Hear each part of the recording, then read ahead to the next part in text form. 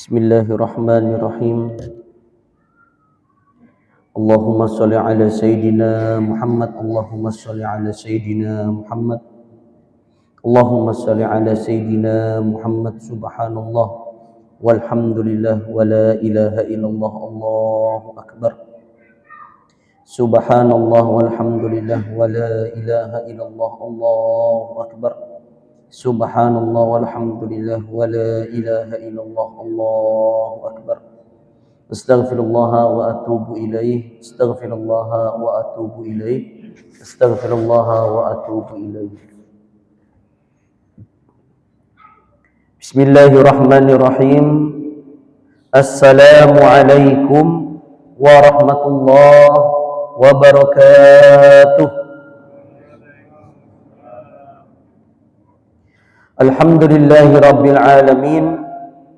Wabihi nasta'inu ala umuri dunya waddin. Assalatu wassalam ala ashrafil anbiya'i wal mursalin Sayyidina wa maulana Muhammadin wa ala alihi wa sahbihi ajma'in. Allahumma alimna ma yanfa'una wanfa'na bima 'allamtana innaka antal alimul hakim. Allahumma faqihna fid din wa 'allimna ta'wil. Allahumma aftah lana futuhal 'arifin. Allahumma yassir umurana wa umural walidaina. Allahumma yassir umurana li ziyarati Makkah wal Madinah. Rabbi israh li sadri wa yassir li amri wahlul 'uqdatam min lisani yafqahu qawli. Qala al-musannifu rahimahullahu ta'ala wa nafa'ana bihi wa bi'ilmihi fi daraini amin ya rabbal alamin. Berkata pengarang kitab Riyadhus Shalihin Imam Muhyiddin Abu Zakaria Yahya bin Syaraf An-Nawawi bisanadihi dengan sanadnya sampai ke Abu Hurairah. An Abi Hurairah radhiyallahu anhu. Hadis ke-261. Ulun salah baca. An Abi Hubairah. Hubairah siapa nama beliau? A'idh bin Amr al-Muzanni. Abu Hubairah. A'idh bin Amr al-Muzanni. Siapa beliau ini? Beliau adalah min ahli bai'ah Ridwani radhiyallahu anhu. Beliau termasuk orang-orang yang berbaiat kepada sahabat Ridwan. Apa itu baiat, Pak Ustadz? Baiat itu janji setia. Ulun berbaiat kepada Ustadz supaya ulun taat kepada Allah dan juga Nabi Muhammad SAW. Boleh berbaiat. Tapi jangan sampai baiat ini dipermainkan. Apa contohnya dipermainkan? Ustadz, pian ini belum sah lagi kalau pian ini belum berbaiat ke guru ulun. Kenapa? Guru ulun ini sudah berbaiat ke gurunya, gurunya sudah berbaiat ke gurunya lagi, gurunya sudah berbaiat ke gurunya lagi, sampai ke Nabi Muhammad SAW. Maksudnya tuh hendak menunjukkan ini loh guru saya. Ternyata ujung-ujungnya mau baiat wani piro, bayar dulu. Nah ini yang tidak boleh. Baiat tapi diperjualbelikan. Baiat itu janji setia saja. Janji setia bahwasanya kita berjanji supaya janji kita ini tujuan dan isinya taat kepada Allah Subhanahu wa taala dan juga taat kepada baginda Nabi Muhammad sallallahu alaihi wasallam. Berarti baiat ini sudah ada dari zaman baginda Nabi Muhammad sallallahu alaihi wasallam. Apa kata beliau? Kata A'idh, anna Aba Sufyan. Dulu ada sahabat namanya Abu Sufyan. Sufyan ini siapa namanya? Sufyan As-Sawri. Bukan, itu nama ustadz. Di sini nama sahabat ini disebutkan nama beliau adalah Sufyan yang pernah ikut perang tapi jadi musuh Nabi. Waktu di perang Uhud pernah memusuhi Nabi. Tapi pada saat Nabi menyerang di tahun ke-8 itu, Sufyan ini masuk Islam. Dulunya membenci Nabi, tapi setelah Fathul Mekah masuk Islam, membela Nabi. Namanya Abu Sufyan. Ata ala Salman. Abu Sufyan ini datang kepada Salman. Siapa Salman ini? Orang Romawi. Salman orang Persia. Wa Suhaib, dan juga datang kepada Suhaib. Suhaib ini orang Romawi. Berarti Salman orang Persia, Suhaib orang Romawi, pendatang. Wa Bilalin, dan juga Bilal. Apalagi Bilal? Bilal ini orang Afrika. Di mana desanya? Di Nopia. Nopia itu antara Sudan, perbatasan Sudan dan juga Mesir. Sudan di bawah, Mesir di atas, di tengah-tengahnya itu ada daerah Nopia namanya. 3 orang ini pendatang. Salman, Suhaib, Bilal. Fi nafarin, lagi berkumpul, sedang berkumpul. Faqalu, yang bertiga ini berkata, apa kata mereka? Ma akhadhat suyufullah min aduwillahi ma'khadaha. Pedang-pedang Allah, pasukan Allah tidak mungkin diambil oleh musuh-musuhnya. Maksudnya apa? Ada Abu Sufyan di situ memadahi pedang-pedang Allah. Maksudnya pedang Allah ini apa? Pasukan Nabi yang membela Islam. Sahabat-sahabat Nabi itu dulu dijuluki Saifullah, pedang Allah. Berarti kalau ada bapak-bapak di sini ngarannya Saifullah, berarti pedang Allah tuh. Tapi punya Saiful Jamil beda pulang. Saiful itu pedang, Jamil itu bungas. Cuma ngarannya Saiful Jamil, nah itu bang. Saifullah, pedang Allah. Mereka tidak bisa mengambil sahabat-sahabat Allah. Maksudnya siapa? Musuh-musuh Allah. Ma'khazaha, dari tempatnya.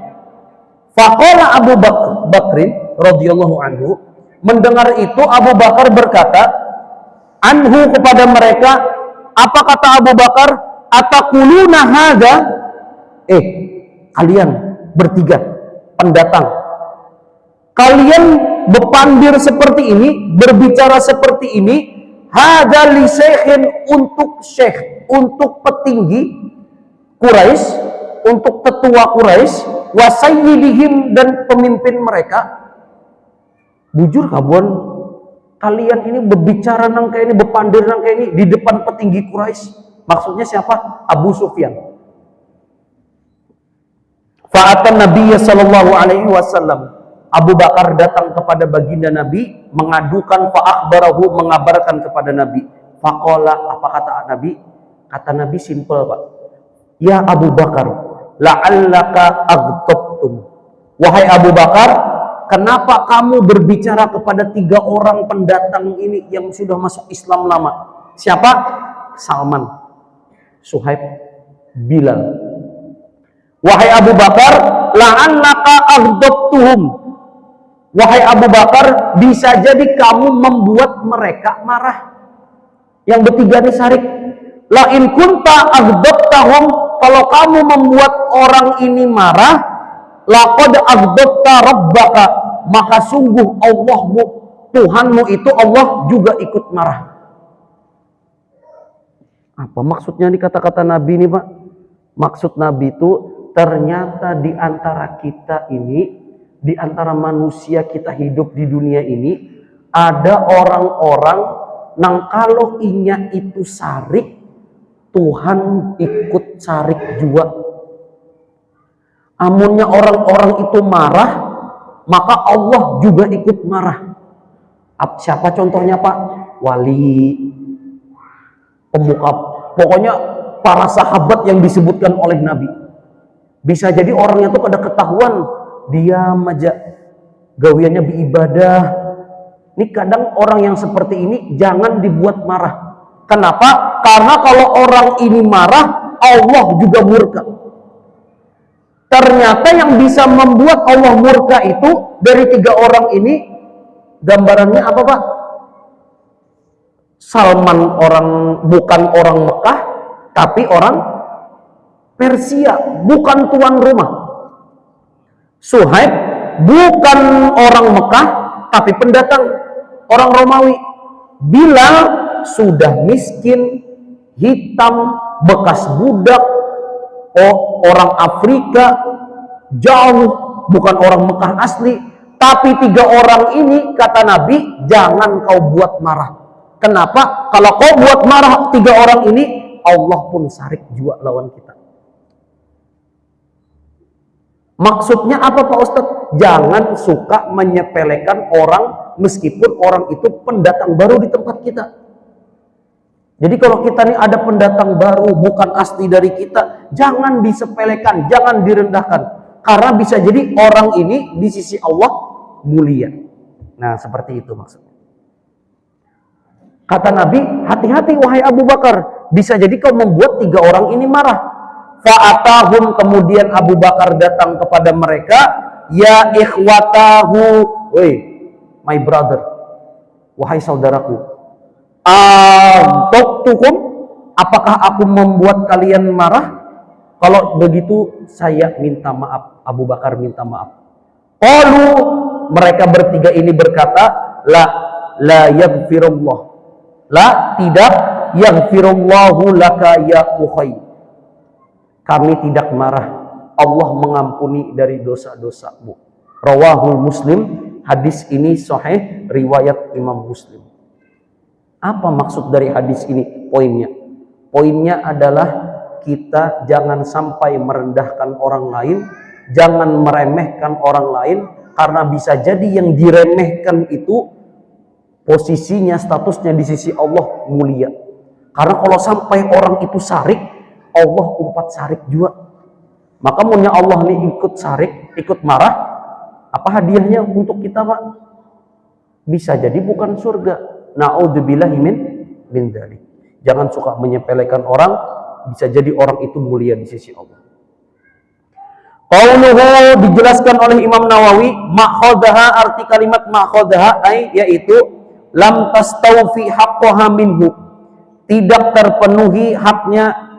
Wa qauluhu ya akhi, ruwiya bi fathil hamzah, dibaca fathah pada hamzahnya, bisa dibaca akhi, saudaraku.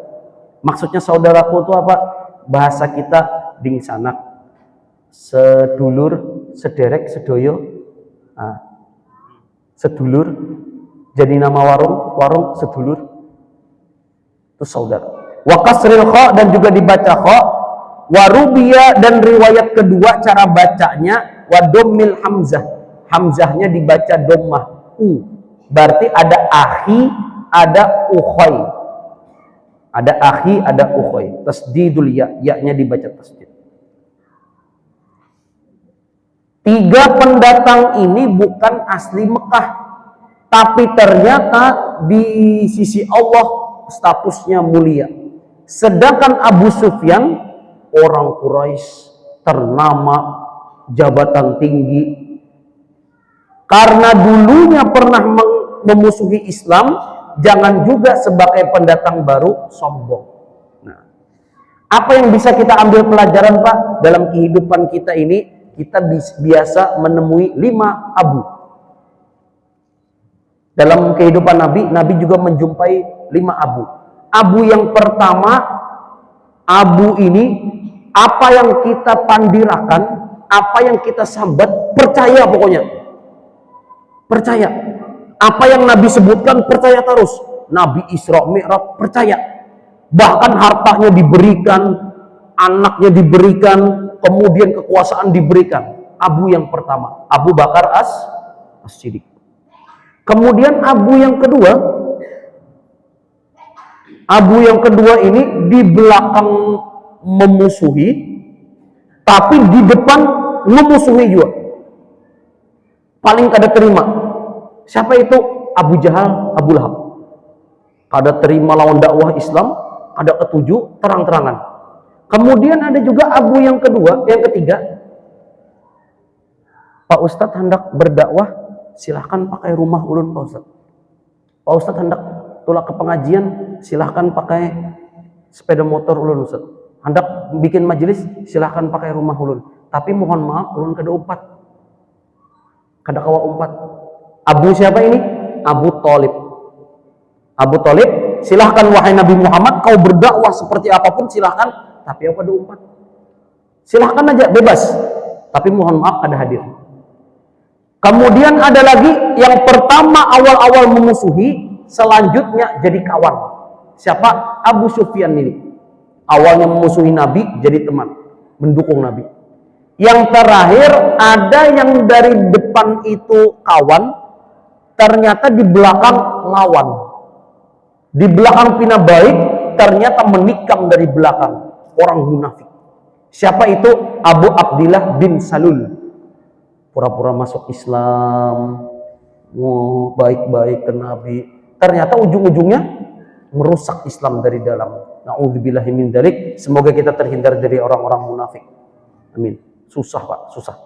Orang munafik ini susah. Mukanya dua, wajahnya dua. Masuk kita ke hadis ke-262. Wa an Sahal bin Sa'di radhiyallahu anhu, dari Sahal bin Sa'ad radhiyallahu anhu. Qala, Sahal berkata, qala Rasulullah sallallahu alaihi wasallam, baginda Nabi Muhammad sallallahu alaihi wasallam bersabda, apa kata Nabi? Ana wa kafilul yatim. Kata Nabi, aku dan juga kafil. Apa kafil itu? Yang mengurus. Teman-teman semua, Bapak Ibu, kalau mau kerja di Saudi, keluar visanya harus punya kafil. Siapa kafil itu? Yang menanggung, yang mengurus. Kafilnya sudah ada di Saudi, bisa keluar. Nah, kata Nabi, ana wa kafilul yatim. Aku kata Nabi, dengan orang yang suka mengurus anak yatim itu, fil jannah hakada, di surga seperti ini. Wa asyara bis sababah bil wusta. Nabi mengisyaratkan sababah, telunjuk, dan juga jari tengah. Wa farraja bainahuma, kemudian direnggangkan oleh Nabi. Kata Nabi, aku dengan yang mengurus anak yatim itu di surga seperti ini. Nah, untung ada masa pemilu nih. Punya masa pemilu ngalih kayak ini Pak. Pas benar nih. Maksudnya apa? Nabi itu bersama orang yang mengurus anak yatim dekat di surga. Berarti Pak Ustadz, ulun hendak dekat lawan Nabi nanti di surga. Bagaimana? Baca sholawat. Perbanyak baca sholawat. Ulun kada kawa banyak baca sholawat Pak Ustadz. Hanya baca sholawat liwat 5 kali. Uyuh sudah buntung. Munnya kada kawa sholat sunnah.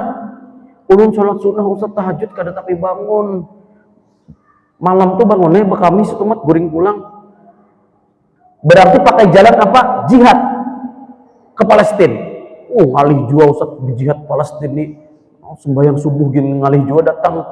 Namunnya kada kawa pakai jalur menyantuni, mengurusi anak yatim.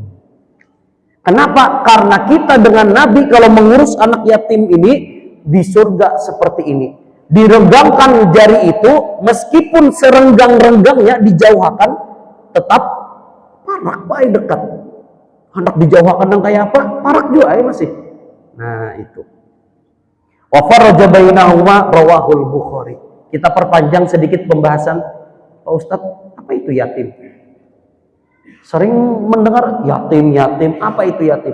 Yatim itu definisinya man mata abuhu, siapa saja yang wafat bapaknya, wa huwa lam yablugh hulkum, dia belum balik.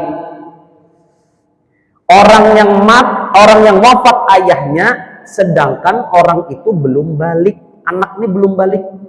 Berarti kalau ada laki-laki sudah mimpi basah, hanya wafat ayahnya, atau perempuan sudah umur 9 tahun, sudah haid, baru wafat bapaknya, maka tidak termasuk anak yatim. Makanya di sini hati-hati Bapak Ibu yang mau mengurus anak yatim, terutama juga di masjid. Di masjid ini kotak amal kalau mau menyantuni anak yatim dibedakan. Ada kotak amal khusus anak yatim, ada kotak amal khusus du'afa. Nanti waktu menyantuni anak yatim, yang anak yatim diunjuki misalnya berapa? 100. yang wafat juga ayahnya tapi sudah balik diunjuki juga 100, tapi duitnya dibedakan. Kenapa? Kalau sampai temakan duit anak yatim, di Quran dijelaskan alladzi yaquluna yatama, yang memakan harta anak yatim itu fi butunihim nara, maka di perutnya nanti ada bibit api neraka. Naudzubillahi min dzalik. Sampai makan harta anak yatim dijelaskan masuk neraka, bahkan di perutnya tuh sudah ada bibit nerakanya.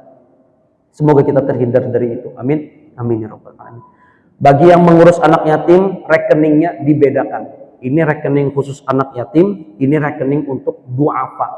Makanya kita sering melihat pondok anak yatim dan duafa, yayasan yatim dan duafa. Yatim itu yang wafat ayahnya sebelum dia balik, duafa itu orang tuanya sudah wafat, mungkin dia sama orang tuanya wafat tapi dia sudah balik, sama. Tapi hati-hati dalam membagikan harta, jangan sampai di yang duafa ini temakan harta anak yatim, dibedakan hartanya. Ini kasus pertama. Kasus kedua, Pak Ustadz, ada anak yatim, ayahnya sudah meninggal Pak Ustadz, tapi ada kebun sawit 10 hektar. Ini kayak apa Pak Ustadz? 10 hektar ini, maka yang 10 hektar ini dicarikan orang supaya mengurusi kebun sawit ini. Kenapa? Kalau nang anak nang mengurusi, kada terurus, masih halus, belum bakal lagi. Akhirnya siapa yang mengurus? Jamaah Masjid Hajarat Nasuhada. Kenapa? Dilihat ada satu orang jamaah rajin pengajian Riyadhus Shalihin, ditunjuk. Waktu ditunjuk itu mengurus kebun sawitnya yang 10 hektar tadi, ternyata muncul pertanyaan, apakah ulun yang mengurus ini boleh mengambil jatah dari 10 hektar ini Pak Ustadz? Maka apa jawabannya? Wa man kana fakiran, kalau orang yang mengurus ini fakir, maksudnya fakir itu apa? Kada bisi harta apa-apa, maka fal yakul, boleh inya memakan dari hasil sawit itu. Maksudnya duitnya, hasilnya. Berapa Pak Ustadz jatahnya? Bil ma'ruf. Ma'ruf itu asal katanya urf. Urf itu kebiasaan daerah, adat daerah. Biasanya ditakuni di situ sawit 10 hektar.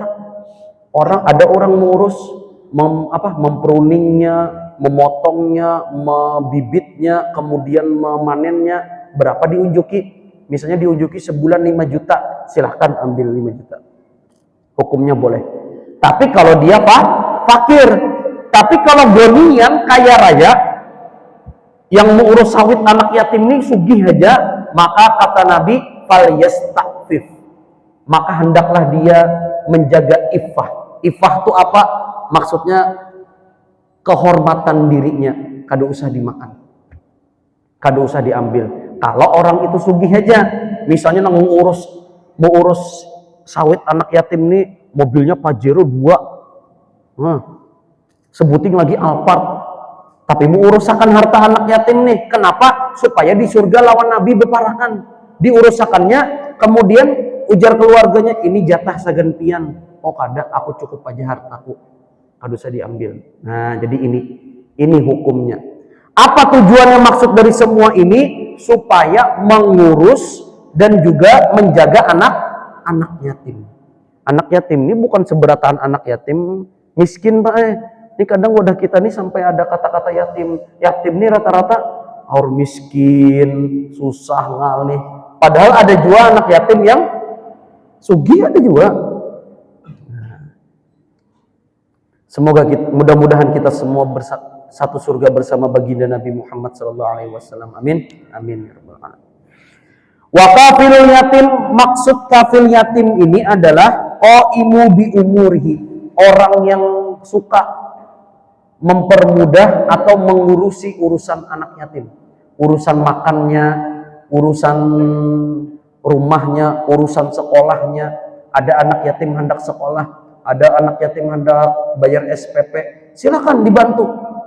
Karena dengan ini tujuan kita, semoga kita bisa masuk surga bersama Nabi.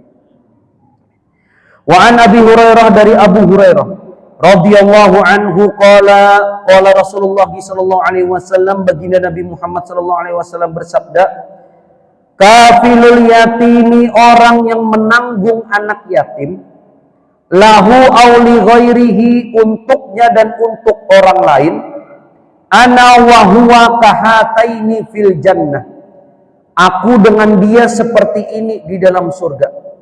Wa asyara rawi wa huwa Malik bin Anas, meriwayatkan Malik bin Anas itu bisababah wal wusta, dengan jari ini, namanya dalam bahasa Arab sababah, Pak. Ini sababah, ini wusta. Sababah ini kenapa namanya sababah? Karena asal katanya subbun, sabun. Apa arti sabun itu? Sarik, menyumpah.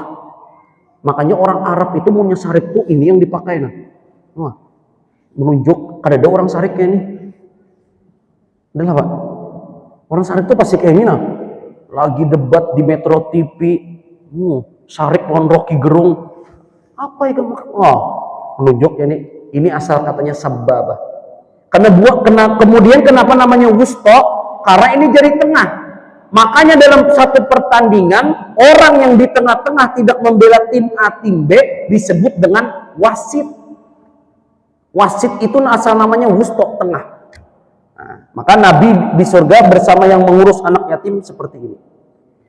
Wa qauluhu, dan dijelaskan oleh Imam Nawawi, al-yatimu lahu li ghairihi, maksud anak yatim untuknya dan untuk orang lain, maknahu yang mengurusi ini qoribuhu, wafat orang tuanya, yang ngurus anak yatim ini qoribnya. Siapa qorib itu? Saudara ding sana. Au ajnabi, atau orang asing, bisa dari keluarga, bisa dari orang yang bukan keluarga, orang asing. Fal qoribu mislu, yang dari qorib itu, yang dari saudara terdekat, keluarga terdekat, maksudnya siapa? Yang pertama ummuhu, ibunya wafat nang laki, kemudian tinggal nang bini menjanda, satu anak. Nang janda ini mengurus anaknya terus, sekolahnya diurus, makannya diurus, maka seorang istri ini termasuk kafilul yatim, mengurus anak yatim. Meskipun yang diurus anak seorang juga sebetulnya, tapi termasuk kafil yatim. Kenapa diurusinya bujur-bujur? Amunnya nang umanya kada kawa, jadduhu, nang kai. Nang kai kada kawa jua, saudara, akhuhu. Amun saudara kada kawa jua, ghairahum, orang lain. Min qarabatihi, dari saudara-saudara yang lain atau orang asing. Nang ibu, nang mamanya kada kawa dipercaya, nang kai kada kawa dipercaya, nang di sana kada kawa dipercaya, maka boleh yang mengurus orang lain. Jadi kalau ada suami meninggal, ada hartanya, itu langsung dibagikan kepada sang anak. Jangan nang mamani menahan, ditahan harta nang laki, akhirnya apa? Nang mamanya ini menikah pulang lawan berondong manis. Akhirnya digulung harta itu seberataan, nang anak ini sebetulnya dapat jatah harta anak yatim, ada dibagiakan. Nah, na'udzubillahi min dzalik. Jangan sampai seperti ini. Jangan sampai seperti ini. Kenapa? Karena harta anak yatim itu kalau sampai dimakan yang bukan haknya, maka dalam Al-Quran dijelaskan neraka itu balasannya. Kita semoga terhindar dari neraka ini, jangan sampai memakan harta anak yatim. Karena anak yatim itu keutamaannya luar biasa. Alhamdulillah di sini ini ada pinanya setiap hari apa tuh yang pina mau musut-musut anak yatim, acara apa? Hari Asyura. Berlomba-lomba. Cuma jangan menunggu Asyura juga, Pak. Jangan menunggu Asyura juga. Jadi harus setiap hari kita santuni. Diurus, mungkin sekolahnya ada perlu apa, keperluan makannya ada apa, jangan sampai terlantar anak yatim itu. Kemudian masuk ke hadis ke-264, wa anhu, dan dari Abu Hurairah qala Rasulullah sallallahu alaihi wasallam, baginda Nabi Muhammad sallallahu alaihi wasallam bersabda, laisal miskin, bukanlah orang miskin itu alladzi tarudduhu tamrati wa tamrat, orang yang menolak pemberian kurma atau 2 kurma. Maksudnya diberi kemudian ditolak, itu bukan orang miskin. Wala luqmah wal luqmatain, atau satu suap, dua suap. Tapi orang miskin itu apa? Alladzi yata'affaf, orang yang menjaga kehormatannya. Maksudnya menjaga kehormatan itu apa? Inya ada minta-minta. Kalau definisi miskin di pikiran kita ini kan orang yang minta-minta, ada bisi apa-apa, itu miskin. Tapi ternyata di Quran, di surah Al-Kahfi itu dijelaskan, yang rancak kita baca setiap Jumat tuh, wa ammal masakin, dan adapun orang miskin, lisafinah, mereka itu punya kapal. Nah, kayak apa tuh Pak? Orang miskin bisi kapal tuh Pak. Padahal miskin, kapal tuh berapa harganya Pak? Kapal tuh MM-an. Tapi punya, orang miskin tapi punya kapal. Maksudnya apa? Miskin itu punya dia segala sesuatu itu ada, transportasi ada, tapi uangnya hanya cukup untuk 1 hari. Beda dengan fakir. Kalau fakir itu memang betul ada bisi apa-apa. Fakir itu bingung isuk bemasak apa yuk. Tapi miskin itu masih kawa. Nah, kita berzakat itu dua dari 8 itu, fakir dan juga miskin. Jangan lagi kita, Pak Ustadz, lu hendak berzakat lawan guru anu tuh nah. Tapi asa anu juga Pang, asa hati ini kada yakin juga kenapa guru tuh bisa sepeda motor nah aja. Hendak berzakat lawan orang nang Pinangali itu Ustadz, ada anak yatim tuh. Tapi bisi kendaraan nih nya. Belum tentu bisi kendaraan itu orang sugih. Jadi bisa jadi miskin itu punya sesuatu, punya kendaraan dan sebagainya, tapi keperluannya untuk hari itu tidak cukup. Apa keperluannya? Sekolahkan anak, buat beli susu anak, popok apa segala macam. Berarti kalau ini kada sanggup, ini pun juga termasuk orang miskin.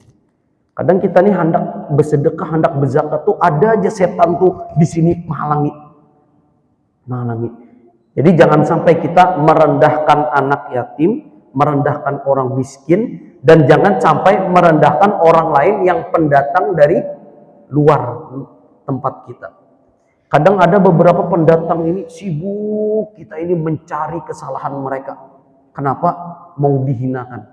Jangan sampai. Karena kita kalau sampai mencari aib orang lain, kalau kita sampai mencari kesalahan orang lain, bisa jadi ini yang menyebabkan pahala kita, seluruh pahala kita yang kita kerjakan di amal ibadah itu rusak. Bapak Ibu kan sekarang alhamdulillah rajin Pak lah. Insya Allah, alhamdulillah rajin majelis, rajin pengajian, rajin yasinan, rajin sholat berjamaah. Jangan sampai ini semua pahalanya hilang. Kenapa? Gara-gara mencari aib orang lain. Bahkan dijelaskan dalam kitab Nasoihul Ibad itu, ada 6 amalan yang ternyata tuhbitul amal, merusak pahala. Pahala itu hilang semuanya dengan 6 amalan ini. Salah satunya yang pertama apa? Al-istighalu bi uyubin nas. Sibuk mencari aib orang. Ini apa ya ini? Ini suah nih mana nih? Ini suah di penjara nih. Ini suah mencuntat nih.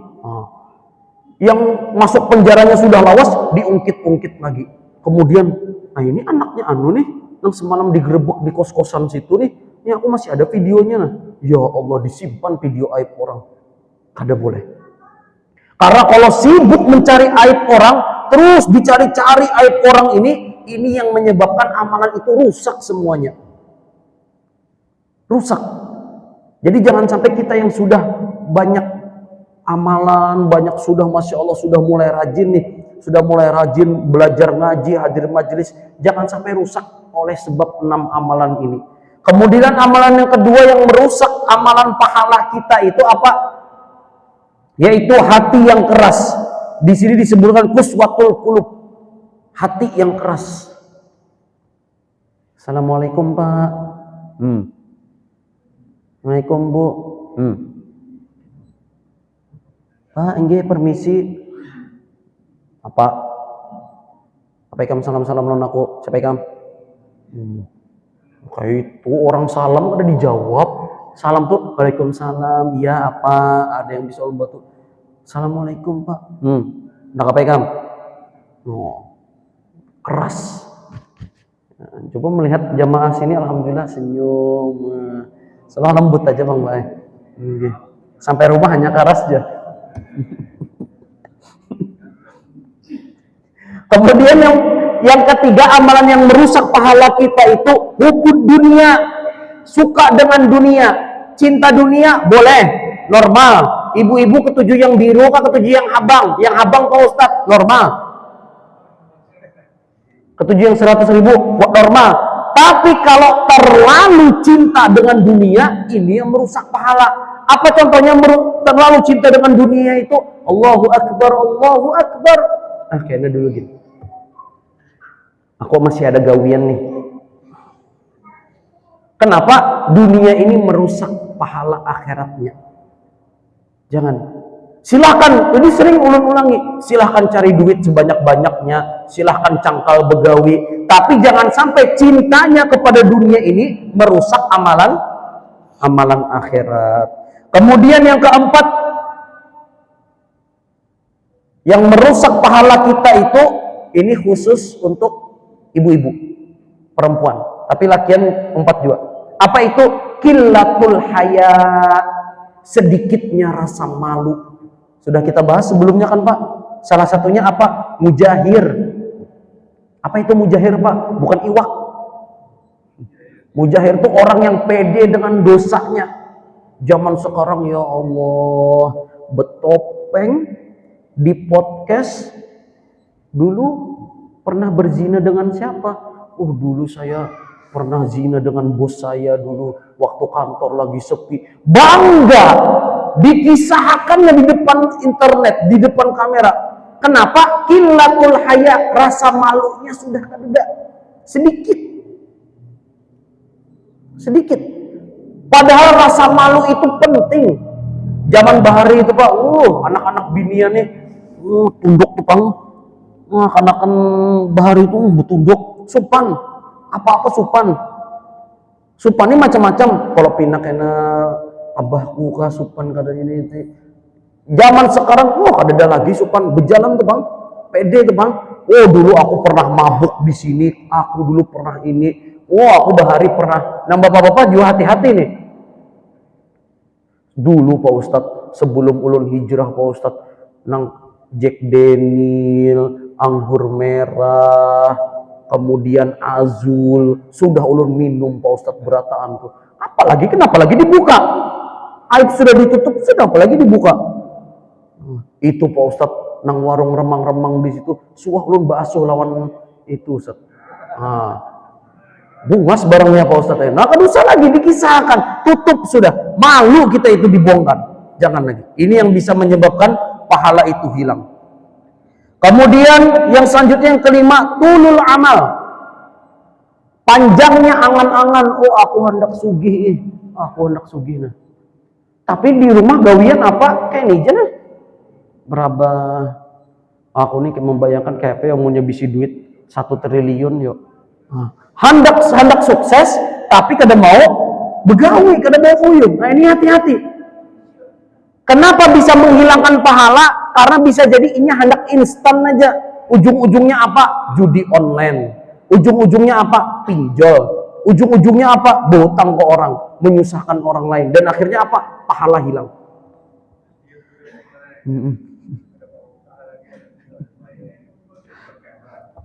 Kemudian yang terakhir, az-zalim, zulm lah ya, yaitu yang merusak pahala kita itu apa? Berbuat zolim kepada orang lain. Salah satunya zolim itu apa? Merendahkan orang lain. Ya tadi, beda suku, beda ras, beda kedudukan. Aku pejabat, aku tinggi, ikam rakyat biasa. Aku ini kapten, aku ini komandan, kau bawahan. Sombong, merendahkan orang lain. Jangan. Karena bisa jadi seperti materi-materi sebelumnya, yang direndahkan itu justru di sisi Allah tinggi derajatnya. Nah jadi itu 6 amalan yang sangat hati-hati, khususnya untuk kita nih yang sudah mulai rajin-rajin ibadah, rajin majelis nih, jangan sampai 6 amalan ini merusak kualitas ibadah kita, merusak kualitas pahala kita. Semoga Allah menjaga niat kita semua. Amin. Amin ya rabbal alamin. Sudah masuk waktu Isya dan juga dari beberapa ulun lihat di depan sudah plastik sudah diangkuti lewat plastik ungu, sampah-sampahnya sudah mulai habis. Berarti habis juga pengajian kita nih jam. Nah, itulah pengajian kaji kita hari ini, kurang lebihnya seperti itu. Yang jelas di sini ada pentingnya kita menyantuni, mengurus dan juga mempermudah anak yatim dan juga orang-orang miskin.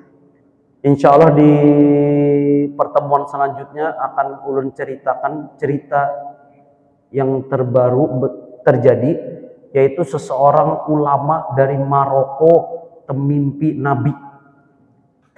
Nabi, bahwasanya di Saudi itu ada orang yang kata Nabi di mimpi itu penghuni surga. Seperti apa ceritanya?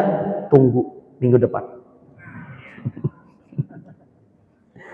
Mari sama-sama kita tutup dengan berdoa kepada Allah Subhanahu wa taala. Semoga amal kita yang kita kerjakan hari ini dan sebelum dan seterusnya pahalanya dilipat gandakan oleh Allah Subhanahu wa taala. Semoga Allah mengampuni dosa-dosa kita semua dan dosa kedua orang tua kita. Semoga Allah mempermudah urusan kita. Semoga Allah mempermudah kita. Semoga Allah mempermudah kita dalam hal beribadah dan menyantuni anak yatim. Semoga Allah mempermudah kita juga dalam mengamalkan semua ilmu yang telah kita pelajari. Subhanakallahumma wa bihamdika asyhadu an la ilaha illa anta astaghfiruka wa atubu ilaih. Ulun banyak-banyak minta halal, minta ridha, minta maaf, minta ampun. Wabillahi taufiq wa hidayah. Wassalamualaikum warahmatullahi wabarakatuh.